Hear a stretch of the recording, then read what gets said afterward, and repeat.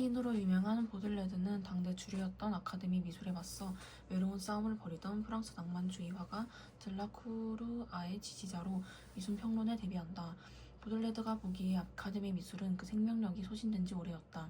많은 아카데미 미술가들이 신화와 역사를 주제로 반복해서 그림을 그리다 보니 그림들은 모두 진부한 내용들 뿐이었다. 또한 전형적인 틀에 갇힌 기계적 묘사에서도 아무런 매력을 느끼지 못했다. 그런 미술계에서 새로운 기법으로 홀로 외롭게 싸우는 들라크루아는 보들레드가 보기에 모든 악습에 맞선 사람이었다. 들라크루아의 그림에서 보들레드가 가장 높이 샀던 것은 바로 상상력이었다. 그는 들라크루아를 화가이자 시인의 전형이라고 표현했는데 시처럼 간절한 표현으로 본질적이고 핵심적인 것을 보여주는 것이 뛰어난 예술이라 생각했기 때문이다. 하지만 시간이 흐르면서 보들레드는 들라크루아에게서도 아쉬운 점을 보게 된다. 그가 자신의 기대와 달리 역사화가로 남아있기 때문이다. 보들레드는 미술가들이 과거가 아닌 지금 살고 있는 시대를 보다 생생하게 그려내야 한다고 생각했다. 보들레드는 예술로 담아내야 할 진정한 영웅이란 아카데미 출신들이 파리 살롱전에서 보여주는 죽은 영웅이 아니라 주변에서 함께 살아가고 있는 이들이라고 본 것이다. 그는 이러한 자신의 미학을 현대생활의 영웅주의라고 명명했다.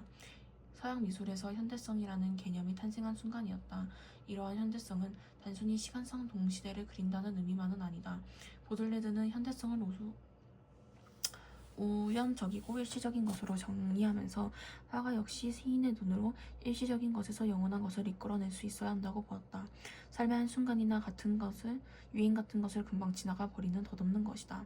하지만 보들레드는 이런 덧없는 것들에서도 그 핵심이나 정수를 찾아낼 수 있다면 완전한 아름다움에 이를 수 있다고 주장했다. 현대성에 대한 보들레드의 주장은 고전 미술의 정면으로 맞서는 것이었다. 르네상스 이래 서양 미술은 아름다움의 기원을 고대 그리스에서 찾았다. 푸생에 의해 장엄 양식이 확립되고 이것이 아카데미 미술에 도입되면서 화가들에게 고전 공부는 필수가 되었다. 고전을 알고 이를 바탕으로 철학적 숭고함을 표현할 수 있는 화가는 비로소 예술가라 불릴 수 있었다. 바로크 시대 이후 북유럽을 중심으로 일상의 다양한 순간을 그린 그림들도 많이 등장했으나 이런 그림은 고전을 다룬 역사화에 비해 낮은 등급의 그림으로 분류되었다. 이런 분위기에서 등장한 보들레드의 현대성 개념은 생각의 틀을 깨는 혁명적인 것이었다. 이러한 현대성 개념은 주제의 측면에서 인상주의가 이룬 혁신과도 관련된다. 보들레드는 고전 속의 위대한 이야기도 그 일이 벌어지던 당시에는 현재의 한순간에 불과했음을 주목하면서 자신들이 살아가는 순간 역시 오래도록 기억될 위대한 순간일 수 있다고 믿었다. 이에 따라 그를 따랐던 인상주의 예술가들은 시인의 눈으로 주변에 숨겨진 영원한 아름다움을 포착하고자 하였다. 보들레드의 평론은 새로운 미술을 추구하는 화가들에게는 등대와 같은 존재였다. 인상주의 화가인 마네도 그를 진심으로 존경하고 따랐다. 마네는 과격하리만큼 혁신화가로 인식되었지만 전통을 거부하거나 무시한 것은 아니었다. 마네는 1863년 파리 살롱전의 풀밭 위 점심 식사를 출품했다. 이 그림은 시민 계급인 부르주아들이 나들이를 즐기는 일상을 담고 있는데 언급법도 맞지 않고 붓질도 거치며 아카데미의 규범을 지키지 못했다는 호평을 받았다. 더구나 남자들과 함께 있는 여인의 사실적인 누드는 비도덕적이라는 비난을 받았다. 실제로 이 작품에서 강가에 목욕하는 여인은 화면 전경의 세 명의 인물과 너무 가까워 공간의 원근감이 구현되지 않는다. 그렇지만 풀밭 위의 점심 식사가 전통적 소재나 기법을 완전히 무시한 것은 아니었다. 마네의 그림은 16세기 화가인 티치아노 베텔리오의 전원음악제의 누드를 현대화한 것이며 구도에서는 라파엘로의 파리스의 심판과도 유사한 부분이 있다. 마네는 그런 바탕에서 전원음악제와 같이 상상 속의 여인을 그리는 것이 아닌 현실의 여인을 그림으로써 보들레드의 이론을 실천했다. 마네의 작품 경향은 트르리 공원의 음악회에서도 잘 나타난다. 이 그림의 왼쪽 끝에는 마네가 그려져 있는데 마네는 주변 세계를 관찰하는 플라네르로 등장한다.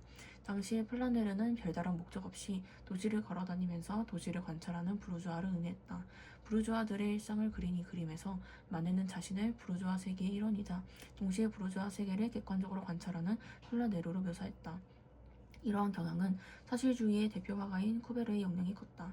그러나 쿠베르가 사회주의적 정치 성향을 함축하는 현실의 모습을 포착하였다면 마네는 순수 미학적 차원에서 부르주아의 근대 생활을 주제로 삼았다는 점에서 차이가 있다.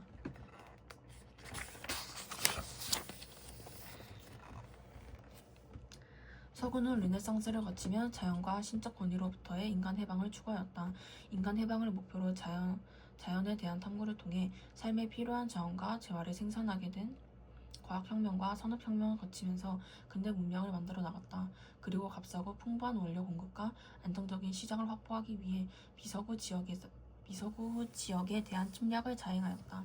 근대 문명은 이항선을 타고 철도나 방정기 등을 함께 조선으로 유입되었고, 조선의 일부 지식인들은 자연을 정복하고 기계를 만들 수 있는 과학기술이 근대 문명을 가능하게 한다는 것을 알아차렸으나 모두가 서구 과학 기술을 환영한 것은 아니다. 19세기 조선은 대내적으로 주자학의 사상체계를 기반으로 하는 도덕국가 이념이, 대외적으로는 중국 중심의 문화의식에 의거하여 서구의 음침하고 해로운 기운으로부터 조선을 지켜내야 한다는 위정척사 사상이 입각한 쇄국 정책이 중심을 이루고 있었다. 주자학이 입각한 당시 유림들이 중심이 된 위정척사론들은 중화를 높이고 이적을 배척한다는 조나양이 운동을 일으켜 서구의 과학기술 수용을 비판하였다. 척사론자들의 사상적 기반을 제시하였던 이항로는 과학기술 수용에 대해 강경하게 비판하였다. 그는 성리학적 세계관을 토대로 한 이기론을 바탕으로 강상윤리를 모르는 사학을 배척할 것을 주장하였다. 그는 리를 중시하는 입장을 견지하여 리가 기에 대하여 명령하는 상명하복의 위계적 질서가 잘 유지되어야 선을 실현할 수 있다고 보았다. 이런 관점에서 본다면 서구의 과학기술은 리를 중시하는 것이 아니라 기에 해당하는 현상에 천착하는 것을 불가한 것이었고, 이는 제거해야 할 대상인 인욕을 충족시키는 것으로 흐를 위험에 다분했다. 이에 따라 이항로는 이들과 더불어 화친을 논할 수 없다고 생각하였다. 한편 조선의 현실 문제와 인류에 지향해야 할 올바른 방향을 모색하였던 박은식은 러시아와 일본을 비롯한 주위 열강들의 한반도 쟁탈전이 더욱 노골화되던 20세기를 세력이 우월한 나라의 열등한 나라의 대포와 거함을 선봉으로 삼아 밀어닥치는 시기로 인식하였다. 그리고 이로 인해 세력이 열세인 나라는 자신의 나라를 식민지로 바칠 수밖에 없다고 인식하여 과학기술의 중요성을 제기하고, 청년이라면 마땅히 과학기술에 힘을 써야 한다고 강조하였다. 박은식은 근대는 과학적 실용을 요구하는 시대로 물질 문명의 삶을 추동하는 핵심이 되었기 때문에 과학기술이 학문의 중심이 있어야 하며 과학기술에 대한 연구가 가장 시급한 공부임을 인정하였다. 그는 과학기술을 풍부한 발전의 원천으로 이해하였으며 문명 진화의 핵심이 과학기술의 진화에서 단적으로 드러난다고 보았다. 따라서 객관적 사물에 대한 초경험적이고 추상적인 연구보다는 경험과 실증을 진리탐구의 방법으로 제시하여 감각작용과 실습의 중요성을 강조하였다. 그러면서도 박은식은 과학기술이 제국주의의 침략과 직결된다는 점을 분명하게 인식해야 하고, 맹목적인 서구화는 주체성을 잃어버리는 위험을 초래한다고 지적하였다. 그리고 이를 위해 인격을 수양할 철학이 필요하며, 이는 과학기술처럼 서구의 것을 가져와 수용할 것이 아니라 우리에게 있는 것을 중심으로 주체적으로 만들어야 한다고 강조하였다. 박은식은 그 답을 우리 스스로에게서 찾고자 하였다. 그가 선택한 것은 주자학이 아닌 양명학이었다. 그는 밀려오는 서구의 문명에 대응하기 위해서는 누구나 쉽게 받아들일 수 있는 민중적인 이론체계가 필요하며, 그것이 양명학이라고 주장하였다. 그는 주자학은 사람들이 쉽게 받아들이고 행동할 수 있는 간이직절함을 결여했다고 비판하며, 누구나 쉽게 실천할 수 있기 위해서는 어렵고 복잡하지 않아야 함을 강조했다. 그가 주목한 것은 누구나 가지고 있는 양지였다. 그는 양지를 끊임없이 흐르면서 현실의 문제와 조우하고, 그러한 문제 속에서 항상 막히지 않는 알이라고 생각하였다. 즉 양지는 고정된 알미 아니라 그때그때마다 무엇이 옳고 그른지를 판단하여 현실과 현상에 따라 옳은 일을 추구하는 능력이다. 따라서 과학기술에 대한 수용 역시 양지를 중심으로 한 기준에서 벗어나지 않아야 한다고 주장했다. 박은식은 양지를 실현하여 대인이 되면 자신의 마음과 모든 사물 및 타자를 하나로 여기는 만물체계의 단계로 이행할 수 있다고 설명했다. 이것은 궁극적으로 자신의 양지가 타인에게까지 미침으로써 도덕성이 타지에게까지 발현되는 것이다. 박은식은 이를 바탕으로 국가와 민족은 물론 인류 전체를 아우를 수 있는 대동사회를 실현할 수 있다고 보았다.